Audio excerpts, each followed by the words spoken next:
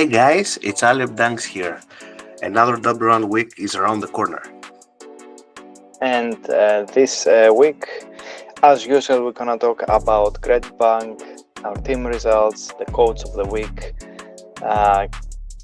team trades, and our team formation for the first part of this double round week. And let's start then with the Credit Bank here.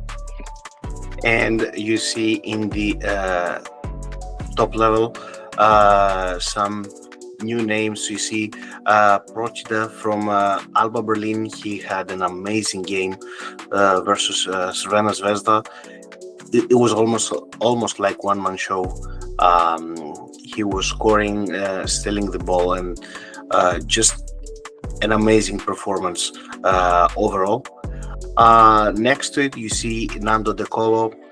What we can say about Nando, a vintage performance for De Colo versus his previous team, Fenerbahce. However, as well, didn't manage to get the W. And then you see Zizic, close to double-double game versus Maccabi for Virtus. And for the coach, you see our suggestion for coach of the week, Coach Feropoulos from Crvena Zvezda. His team managed to get the W, win versus Alba, and maybe gain some momentum in Euroleague. At this age, De Colo, I think he needs to choose games, and that was one he chose to play against his former team. So yeah, he amazing talent, double-double. He didn't deliver though in terms of a win, but it's a joy to watch. And on the other hand, we have Lorenzo Brown on the downsides here. That potentially is a good now chance to get him with 12.9 credits. He's playing against his former team. So Panathinaikos is facing Maccabi at the first turn of this week. And is a chance for him to bounce back from a tough game in the Greek derby. And also, let me add about Lorenzo. Also, there is high possibility of Slukas do not play in this game due to an injury and on his shoulder. Yeah, and the other two players here on the list, Brown didn't have a good game. He seems to have an issue with consistency. So he had some good games this year, but the other games were not really off. And finally, Luau Cabarro. It seems like he started very well the season, but he's getting also a little bit off lately. So we keep an eye on him because the 8.4 for his talent is great, but he needs to prove and deliver. And yeah, in terms of Lasso, I think 6.2 is quite nice, low credits, but of course it's down to the opponents, and if I remember correct, Baskonia has a tough program. So with that, let me go to the next, and this is round 8 results. And the first rule of round 8, we do not talk about round 8. So everything happened. Baldwin got injured during the first couple of minutes. Hermansson got injured during the game, and Zaite was left TNP. Tavares didn't perform at Tavares all.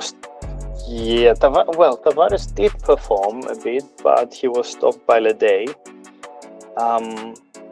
But given his caliber, you would think he would. Exactly. He will coast through. He didn't. So I think that's probably the worst result in 3 years. So you can't go wrong from this point. That's true. And you can, as you mentioned before, Sferopoulos gave us 25 points. That was the high end, let's say, of this round. And talking about coach of the week, and actually the highest fantasy points we got from the coach, not even from our captain. Yes. So yeah, that was unfortunate. So talking about coach of the week, here it is. Barzokas is our selection for this week with just 9.1 credits. Olympiakos is very close to be at the top. I think he's currently tying at the top. And potentially after this week, it will be more clear that they will be at the top spots. So they're playing versus Asvel at home. That is not an easy game. And versus Maccabi away. Perhaps, that's a game that they should win. On the other hand, we have a little bit of PTSD with Real. So, nothing is for certain. But yeah, our coach selection usually does very well. Also, Maccabi has a tough double round week versus Panathinaikos in Athens, and then versus Olympiakos in Belgrade.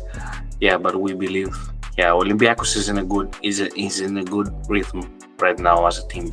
They definitely have the momentum going on. And let's move on then to the trades for this week. So I would just mention who we're getting out, and from here is Baldwin. As we mentioned, is injured.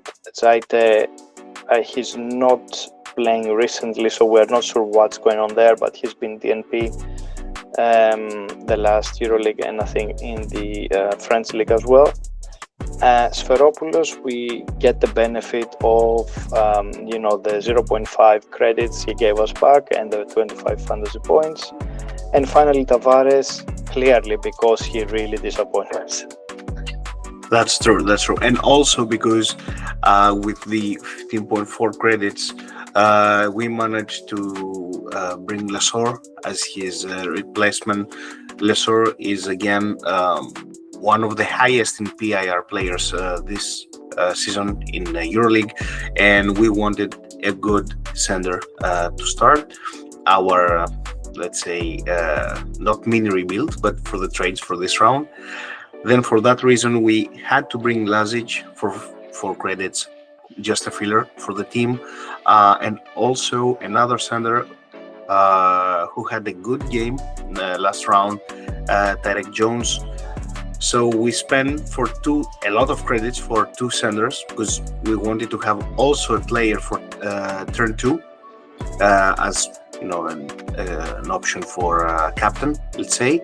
And then for coach, we brought our suggestion, Coach Barzokas. It's not an easy game, as Bill said, versus Asvel at home, but Olympiakos has the quality and the quantity of players to win this game. Absolutely. So here is how we stand then for round 9. Lesort is our captain. Vezenkov, Mirotic, the forwards, as always, our forwards, and Hermansson at the guard position. And Jones, strategically, we decided Jones to be our second center because he's playing on turn 2. So in case something goes wrong with our captain at turn 1, we will have Jones for replacement. And then the rest of the team really is just fillers. As you can see, we have 2.1 credits remaining. And I want to mention here that after the end of round 10, so after the end of the double round week, we will have the ability to go for unlimited trades. So we're trying to keep a little bit of credits on the side to see if we can improve the team going forwards. Definitely we may want to get more players active, maybe 6 or 7 active players team. That's true, and there are a lot of players at the moment with, let's say, low value in terms of credits. And as an example, I would say Petrushev from Crvena Zvezda. He's a forward, and his value is 7.1 credits. So these are some hidden gems that you can find even with less than 10 credits. And also to point out why you see Hermansson in the team is because Hermansson actually played in the German league. He is not, his injury was not severe, so he had a double-double in the German league, and that's why we kept him in our team. Brilliant. So that's it, guys. As usual, like and subscribe, and on your comments you can give us your suggestion or post your dreams, and we are gonna see you at next week, but in between for round 10 we're gonna post our formation in X. Yeah, guys, keep posting your questions, suggestions in the comment section, and see you next time. Enjoy Euroleague games. See you, bye.